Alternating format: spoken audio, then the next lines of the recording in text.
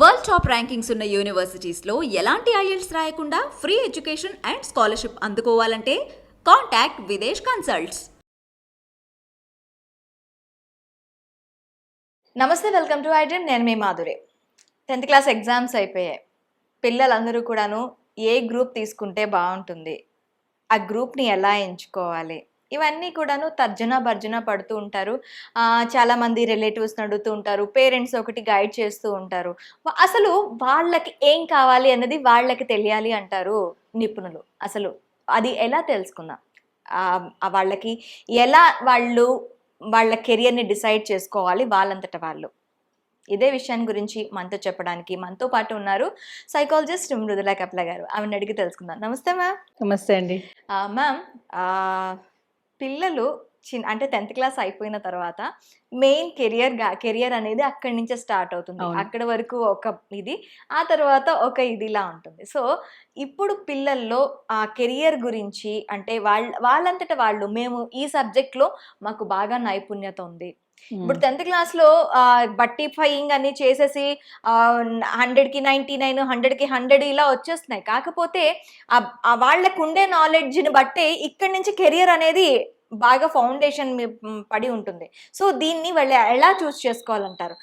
మనకి సోషల్లో 100 మార్క్స్ వచ్చేస్తాయి, సైన్స్లో 100 మార్క్స్ వచ్చేస్తాయి, మ్యాథ్స్లో 100 మార్క్స్ వచ్చేస్తాయి, ఇంకా లాంగ్వేజెస్లో మరి చెప్పాల్సిన అవసరం లేదు, 100/110 కూడా తెచ్చేసుకున్న పిల్లలు ఉన్నారు.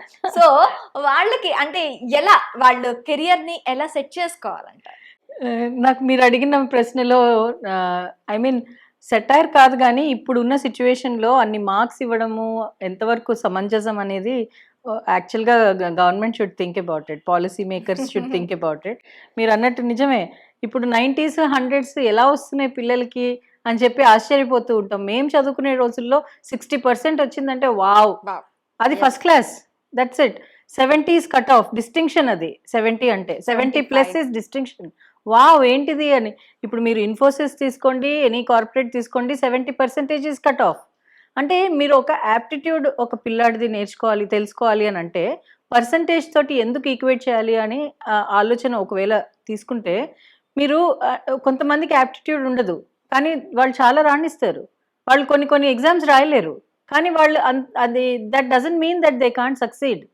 అంటే సక్సెస్కి పర్సంటేజ్కి ఎందుకు ఈ కనెక్షన్ ఉందో నాకు I still don't get it. కానీ అంటే ఇప్పుడు చాలా మటుకు ఈ ఫిల్టరింగ్ అయితే ఏదైతే అవసరం పడిందో, జనాభా ఎక్కువైపోయింది, ఉన్న జాబ్స్ తక్కువైపోయాయి కాబట్టి ఈ ఫిల్టరింగ్ ప్రాసెస్లో ఈ మార్క్స్ అనే దానికి ఇంపార్టెన్స్ వచ్చింది తప్ప ఆ మార్క్స్ తోటే వీళ్ళ ఫ్యూచర్ డిసైడ్ అయి ఉంటుంది అన్నది మాత్రం ఒక మిత్. అది కరెక్ట్ కాదు. ఎందుకు అంటే అది లేని వాళ్ళు, చదవని వాళ్ళు, చదువుకున్న సగం చదివి డ్రాప్ అవుట్ అయిన వాళ్ళు చాలామంది ఉన్నారు, చాలా సక్సెస్ఫుల్గా కూడా ఉన్నారు. మనం మాట్లాడే రోజు ఎవ్రీడే మనం కూర్చుని చేసే computer, Microsoft, bill gates was a drop out, school drop out. So అలా అని స్కూల్ డ్రాప్ అవుట్ చేయాలి అప్పుడు సక్సెస్ అవుతావు అని అనుకో, అలా కాదు. సో ఇవన్నీ పర్మిటేషన్స్ అండ్ కాంబినేషన్స్.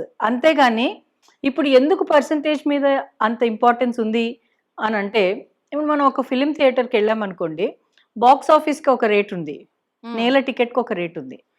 మీరు నేల టికెట్లో కూర్చోవాలనుకుని సినిమా చూడాలని అనుకుంటున్నారా, బాక్స్ ఆఫీస్లో కూర్చుని సినిమా చూడాలనుకుంటున్నారా అన్నది మీ చాయిస్. ఆ డబ్బులు ఏదైతే పెడతారో that is the certificate, that is the percentage. So any జాబ్కి మీరు వెళ్ళాలి అంటే ఆ స్తోమత మీరు సంపాదించాలి. సో ఇది నేర్పించాలి పిల్లలకి. 90% 90 వచ్చింది ఎందుకురా, 98 ఎందుకు రాలేదురా కాదు. సో నువ్వు 90కి వస్తే ఎలా ఉంటుంది, 70కి వస్తే ఎలా ఉంటుంది, 50, 60, 40 వస్తే ఎలా ఉంటుంది నీ జీవితం అనేది నేర్పించాలి. అంతేగాని మార్క్స్ మార్క్స్ మార్క్స్ మార్క్స్ అని దాని వెనకాల పరిగెత్తకూడదు. ఎవ్రీ పేరెంట్ మార్క్స్ వెనకాతల పరిగెత్తి నిజంగా ఒక మెకానికల్ లైఫ్ అయిపోయింది వాళ్ళది. డెఫినెట్గా. అంటే పొద్దున్న నుంచి సాయంత్రం దాకా పిల్లాడు ఏం చేయాలి అన్నది పేరెంట్స్ డిసైడ్ చేసేస్తారు. నువ్వు ఈ టైం నుంచి ఈ టైంకి ఇక్కడ, ఈ టైం నుంచి ఈ టైంకి ఇక్కడ, ఈ టైం నుంచి ఈ టైంకి ఇక్కడ, నువ్వేం చేస్తున్నావు యాజ్ ఎ పేరెంట్? రోజంతా వాళ్ళు బయటే ఉంటున్నారంటే ఇది కూడా ఒక యాటిట్యూడ్ డెవలప్ అయింది పేరెంటింగ్లో. స్కూల్ రెస్పాన్సిబిలిటీ, డిసిప్లిన్ నేర్పించడం స్కూల్ రెస్పాన్సిబిలిటీ, మార్క్స్ తెప్పించడం స్కూల్ రెస్పాన్సిబిలిటీ. అంటే ఎన్వైర్న్మెంట్ ఎలా ఉన్నా పర్వాలేదు అనమాట. ఇంట్లో పేరెంట్స్ కొట్టుకుని చచ్చిపోతున్నా సరే పిల్లాడు మాత్రం ఎక్సలెంట్గా ఉండాలి. ఎలా ఉంటాడు? వాళ్ళు మనుషులు కాదా?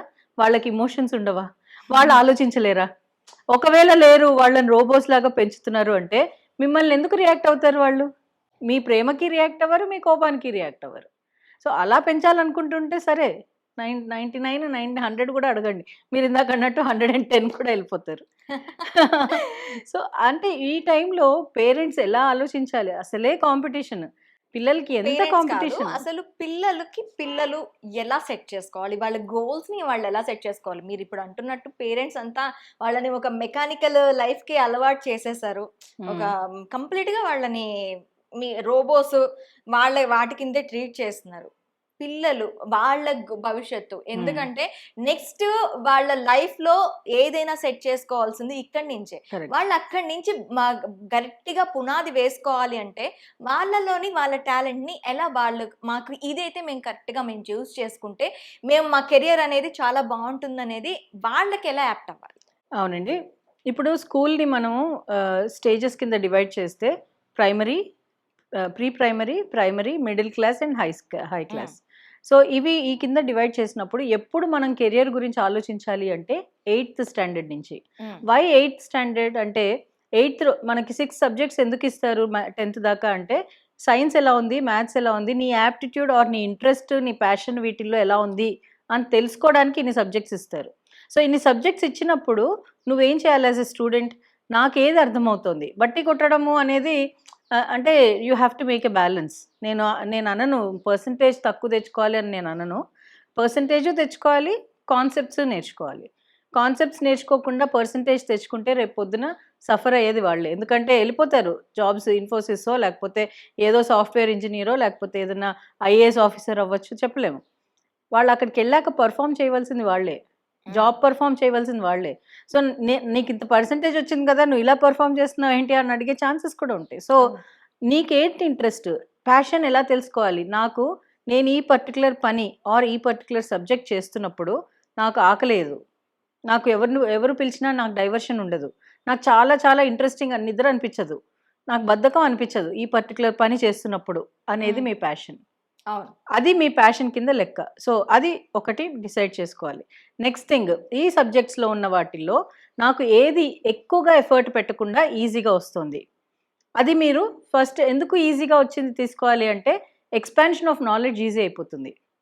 మీకు కష్టమైన సబ్జెక్ట్ తీసుకుని కష్టపడాలి, నేను కష్టపడతాను చేస్తాను, వెరీ గుడ్, అది మంచి యాటిట్యూడే, చేయొచ్చు. కానీ దానికి టైం పడుతుంది. మీరు తొందరగా సెటిల్ అవ్వాలి అని అనుకుంటే మీకు ఏ సబ్జెక్ట్స్కి అయితే మీకు ఈజీగా ప్రిపేర్ అవ్వగలుగుతున్నారు, ఈజీగా మార్క్స్ గెయిన్ చేయగలుగుతున్నారు. మార్క్స్ అనేది ఒక మెజర్మెంట్ కింద తీసుకుంటే, ఒక మెజర్మెంట్ అంటే దీంట్లో ప్రావీణ్యత ఉందా లేదా అనడానికి ఒక మార్క్స్ ఒక మెజర్మెంట్ కింద తీసుకుంటే, సో ఏది ఈజీగా ఎక్కువ ఎఫర్ట్ పెట్టకుండా నేను ఏది ఈజీగా చేయగలుగుతున్నాను, that will be your first choice of career. ఇవి కాకుండా there is something called psychometric test. Psychometric అంటే సైకలాజికల్గా మన పర్సనాలిటీ ఎలా ఉంటుంది. కొంతమంది మనుషులతో మాట్లాడడానికి ఈజీగా వస్తారు, కొంతమంది షై ఫీల్ అవుతారు. సో షై ఫీల్ అయిన వాడిని పబ్లిక్ స్పీకర్ కింద పెడితే ఏమవుతుంది? Absolute collapse. సో వాళ్ళు ఇప్పుడు ఫర్ ఎగ్జాంపుల్ మీరు యాంకరింగ్ చేస్తున్నారు, మీరు ఒకవేళ షై ఫీల్ అయితే మీరు చేయగలుగుతారా? చేయలేదు.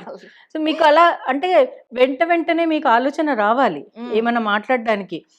అవతల వాళ్ళు ఎలా మాట్లాడుతున్నారో దానికి కనెక్ట్ అవుతూ మీరు చెప్పి మీరు సబ్జెక్ట్కి లాగగలగాలి. ఆ నైపుణ్యత మీలో ఉంటేనే మీరు ఆ పొజిషన్కి ఫిట్ అవుతారు. లేకపోతే ఏమవుతుంది, నేను ఎవరో ఒకళ్ళు రికమెండేషన్ తోటో లేకపోతే మార్క్స్ పర్సంటేజ్ తోటో మీరు ఆ ప్లేస్కి వచ్చారే అనుకోండి, పర్ఫామ్ చేయగలరా? చేయలేరు. సో సబ్జెక్ట్స్లో దేనికైతే ఎఫర్ట్ పెట్టకుండా వచ్చేస్తుందో అది మీరు ఫస్ట్ డిసైడ్ చేసుకోవాలి. దెన్ ఈ సైకోమెట్రిక్ టెస్ట్ చేస్తే దీంట్లో ఏం తెలుసుకుంటుంది అంటే మీ పర్సనాలిటీ ఎలా ఉంది, మీ యాప్టిట్యూడ్ ఎంత ఉంది. యాప్టిట్యూడ్ అనేటప్పటికి 7 మల్టిపుల్ ఇంటెలిజెన్స్ ఉంటాయి. ఆ 7 ఇంటెలిజెన్స్లో మీరు ఎక్కడ వేర్ యూ స్టాండ్ అనేది టెస్ట్ చేస్తుంది. దాని థర్డ్ వన్, మీకు ఆక్యుపేషన్స్లో ఏది ఇంట్రెస్ట్. అంటే కొంతమందికి కొన్ని మెకానిక్స్ అంటే ఇష్టం, వాళ్ళు మెషిన్స్తో పనిచేయడం ఇష్టం. సో వాళ్ళకి మెషిన్స్తో పని చేయడం ఇష్టమా? లైక్ ఫర్ ఎగ్జాంపుల్ నేను కంప్యూటర్ ముందు కూర్చొని ఎక్కువసేపు పని చేయలేను, నాకు చాలా చిరాకు వచ్చేస్తుంది, చాలా తలనొప్పి వచ్చేసి చాలా ఇమోషనల్గా కూడా డిస్టర్బ్ అయిపోతాను. So I'm a person of peoples person. నేను మనుషులు ఉన్న చోట ఐ ఫీల్ వెరీ గుడ్, వివిధ టాపిక్స్ మాట్లాడడానికి నాకు ఇంట్రెస్ట్ ఉంటుంది. సో అది నా ఇంట్రెస్ట్ కాబట్టి నేను సైకాలజీ సెలెక్ట్ చేసుకున్నాను. ఐ లైక్ మనస్తత్వ శాస్త్రం అంటే ఇష్టం నాకు. సో మీరేంటి అన్నది మీకు తెలియాలి. దానికి ఈ సైకోమెట్రిక్ టెస్ట్ వాడతారు. ఓకే. ఇది కొన్ని క్వశ్చన్స్ ఉంటాయి, no right and wrong answers. Every పర్సన్కి ఏమేమి ఇష్టాలు ఆ టెస్ట్తో బయటపడతాయి. ఓకే. అండ్ ఇంటెలిజెన్స్ కూడా తెలుస్తుంది. ఈ 7 ఎబిలిటీస్ అన్నాను కదా, మల్టిపుల్ ఇంటెలిజెన్స్ లెవెల్. ఈ 7 ఎబిలిటీస్లో మీరు ఎక్కడ స్టాండ్ అవుతారు?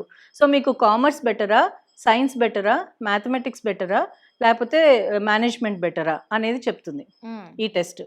సో ఇలాంటి టెస్ట్కి వాళ్ళు ఎక్స్పోజ్ అవ్వాలి. ఈ టెస్ట్కి వెళ్ళే ముందు నేను ఇందాక చెప్పినట్టు వాళ్ళ ప్యాషన్ ఏంటి, ఎఫర్ట్లెస్ థింకింగ్ ఏంటి, వాళ్ళకి ఏదైతే సూట్ అవుతుంది అని వాళ్ళకి అనిపిస్తుందో ఒక అనాలిసిస్ వాళ్ళు చేసుకోవాలి. దెన్ సైకోమెట్రిక్ టెస్ట్ తీసుకోవాలి. తీసుకున్న తర్వాత వాళ్ళకి ఈజీగా సబ్జెక్ట్ తెలిసిపోతుంది. Okay. So that's how children should choose. ఆ సైకోమెట్రిక్ టెస్ట్ ఎక్కడ అవైలబుల్ గా ఉంటుంది మ్యామ్? కెరియర్ కౌన్సిలర్స్ దగ్గర అవైలబుల్ ఉంటుంది యూజువల్గా. ఆన్లైన్లో కూడా చాలానే ఉన్నాయి, కానీ కెరియర్ కౌన్సిలర్ దగ్గరికి వెళ్ళి తీసుకోవడం బెటర్. ఎందుకు అంటే వాళ్ళు మీకు ఆ రిపోర్ట్ని అనలైజ్ చేసి చెప్పగలుగుతారు. ఓకే. ఇప్పుడు ఫర్ ఎగ్జాంపుల్ నేను చెప్తాను, నాకు మ్యాథమెటిక్స్ ఓకే. ఫర్ ఎగ్జాంపుల్ ఒక చైల్డ్ అనుకుంటున్నాడు, నాకు మ్యాథమెటిక్స్ ఓకే కానీ సైన్స్ అంటే ఇష్టం అని అన్నాడు అనుకోండి. కానీ వాళ్ళ ఫాదర్కో పేరెంట్స్కో ఎవరికో వీడు ఇంజనీర్ అయితే బాగుంటుంది అని అనిపించింది అనుకోండి. మ్యాథమెటిక్స్ సైన్స్ ఈక్వల్ లెవెల్లో ఉంటే ఒకవేళ రిపోర్ట్లో, ఈ కెరియర్ కౌన్సిలర్ వాళ్ళకి గైడ్ చేయడానికి ఈజీగా ఉంటారు.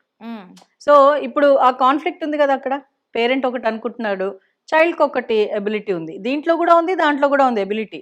సో ఎలా చూస్ చేసుకుంటారు అనే దాంట్లో ఈ పర్టికులర్ టెస్ట్తో ఇన్ని కెరియర్స్లో మీకు ఏది ఐడియల్, ఏది చూజబుల్ అని కూడా డిఫైన్ వస్తుంది ఆ రిపోర్ట్లో. ఓకే. సో ఇది మీకు ఐడియల్ అన్నదాన్ని ఎనీవేస్ మనం పిక్ చేసుకోవాలి. దిస్ ఈస్ గుడ్ అన్నదాన్ని ఒకవేళ పేరెంట్స్కి ఇష్టము, లేకపోతే మీ resources, we have to also think of what is వాళ్ళ ఏరియా ఎక్కడున్నారు, లొకేషన్ ఎక్కడుంది, అక్కడ మంచి కాలేజెస్ ఉన్నాయా లేదా, కాలేజెస్కి ఎఫర్ట్ చేయగలరా లేరా, ఇవి చాలా ఉన్నాయి కండిషన్స్. సో ఆ కండిషన్స్ని దీన్ని కంపేర్ చేస్తూ ఆ సైకాలజిస్ట్ మీకు ఒక డైరెక్షన్ ఇవ్వగలుగుతారు, career counsellor. So I would advise go to a career counsellor. Okay. Thank you ma'am. Thank you very much. Thank you.